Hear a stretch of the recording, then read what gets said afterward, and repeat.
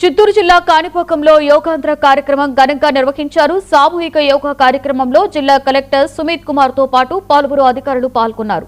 యోగాంధ్ర కార్యక్రమం ద్వారా జిల్లా వ్యాప్తంగా యోగాపై అవగాహన కల్పిస్తున్నట్లు కలెక్టర్ తెలిపారు.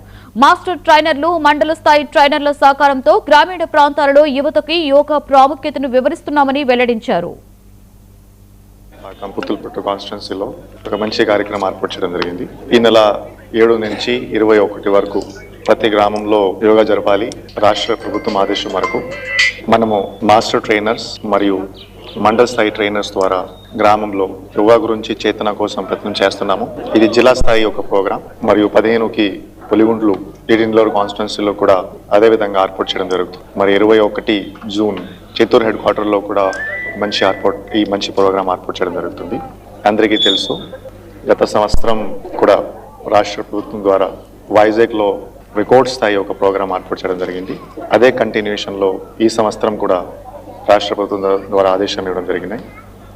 నేను ప్రతి ఒక్కరికి రిక్వెస్ట్ చేస్తున్నాను, ఆరోగ్యం గురించి ఖచ్చితంగా ఒక ఆలోచన ఉండాలి. ఆరోగ్యం బాగుంటే మనం అన్ని పని చేయగలుగుతాము. రోగాలు పెరుగుతున్నాయి, ఖర్చు కూడా పెరుగుతుంది. ప్రివెంటివ్ హెల్త్ కేర్ ఉంటేనే బాగుంటుంది. యోగా ఆ ప్రివెంటివ్ హెల్త్ కేర్ కోసం ఒక మంచి మెడిసిన్.